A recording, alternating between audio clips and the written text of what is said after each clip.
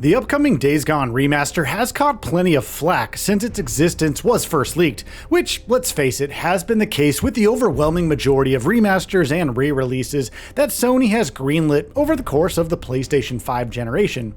And I'll start this off by saying that it's easy to see where all of that skepticism is coming from, because once again, like so many of Sony's other remasters in recent years, it is a little hard to understand the logic behind Days Gone Remastered's very existence. If conducting operations in quarantine zones, if I encounter any civilians or civilians, that I'm forbidden from making contact. Really? See, that sounded to me like making contact. Yes. For starters, the original is not that old, not at all, and it definitely doesn't feel aged in any real way. It is perfectly playable and easily accessible on multiple major platforms in the form of the PS5, PS4, and PC, and it looks great and runs without any major issues, for the most part at least. There's also the fact that in Sony's own estimation, Days Gone wasn't the critical and commercial success that the company had hoped it would be, to the point where a sequel never actually got greenlit. The game's directors moved on from the studio, and Bend Studio began working on a completely new IP that then unfortunately got cancelled, but that's a whole nother can of worms. Here we are, however, with Sony on the verge of releasing a remastered version of the post-apocalyptic open-world zombie-slaying game, and questions being asked about why it exists at all, and why Sony couldn't instead focus on other titles that people do actually want to see remasters for, like the Infamous games or the Killzone games, or the one that no one can seem to shut up about, Bloodborne.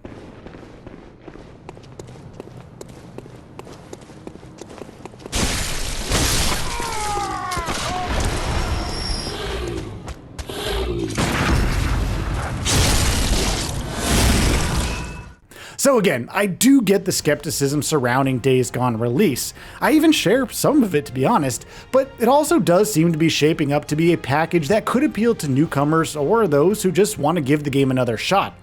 Above all else, there's the plain and simple fact that Days Gone Remastered is going to launch in a much better technical state than the original Days Gone did back in the day.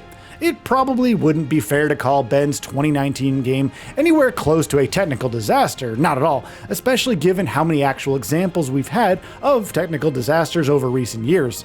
But at the same time, there's no denying that when it first released for PS4 6 years ago, Days Gone was surprisingly unpolished and rough around the edges for a first-party PlayStation title. Today, my camp's up in the trees.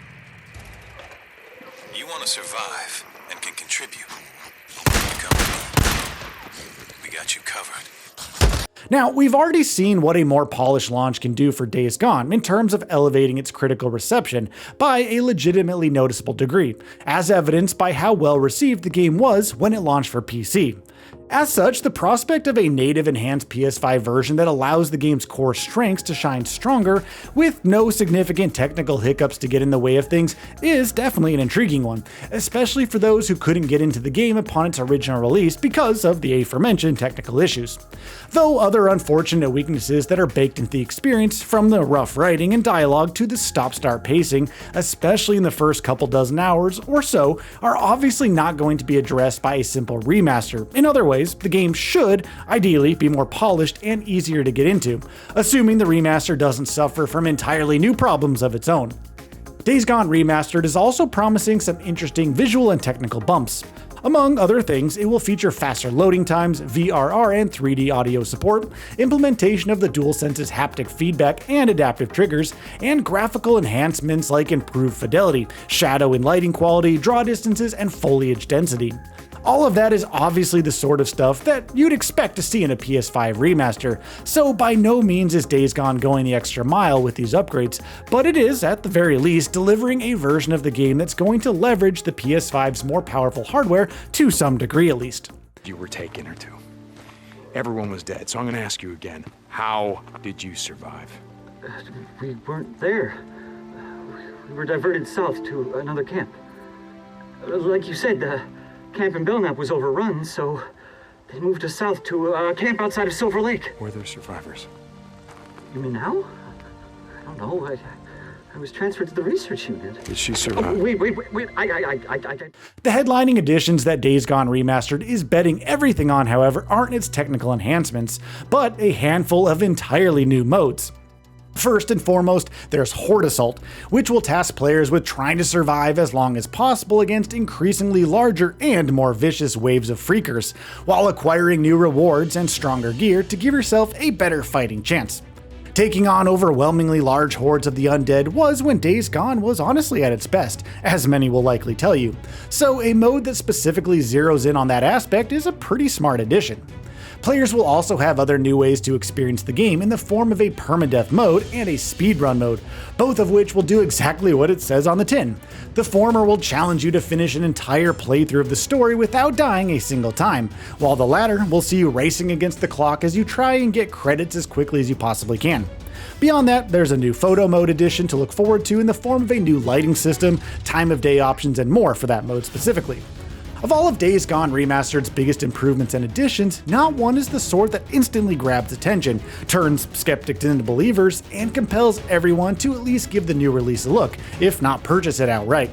On the one hand, that doesn't do much to help with the fact that there are many who are questioning why the remaster needed to be made at all, but honestly at the same time, Sony is smartly pricing at it in that manner by and large, in an inoffensive enough way that makes it very easy to ignore for those who just don't care, and easy to consider for those who do at least want to have a passing interest in this game. When Days Gone Remastered releases for PS5 later in April, it will be available for a price of $49.99, while those who already own the original PS4 version will be able to upgrade to the PS5 re-release for just $10, similar to how Sony handled last year's Horizon Zero Dawn Remastered, another game that faced similar criticisms and skepticism funnily enough. While Sony has rightly received endless criticism over the course of this console generation for its aggressive pricing strategies, picking a cheaper price point and an even more reasonable upgrade price for what is unquestionably a conservative remaster is definitely at least the right move. How well Days Gone Remastered will end up doing is of course anyone's guess at this point, though the most optimist among us will probably be hoping that it does well enough to at least make Sony and Bend Studio change their minds about a sequel and greenlit a Days Gone 2. Here's hoping. If not that, however, at the very least, the remaster should prove to be a great excuse for those who never played the original, or those who did and want to just dive back in to check it out, this time with a bunch of added bells and whistles. Days Gone may not be among PlayStation's best first-party offerings in the last decade, but it does deserve more attention than it received on its first go-around. So, what are your thoughts on this? Go ahead and share them in the comments below. And if you like this video, please subscribe to the channel and enable all notifications by clicking the bell icon to get new video updates. We upload every day and would really appreciate your support. Thanks for watching.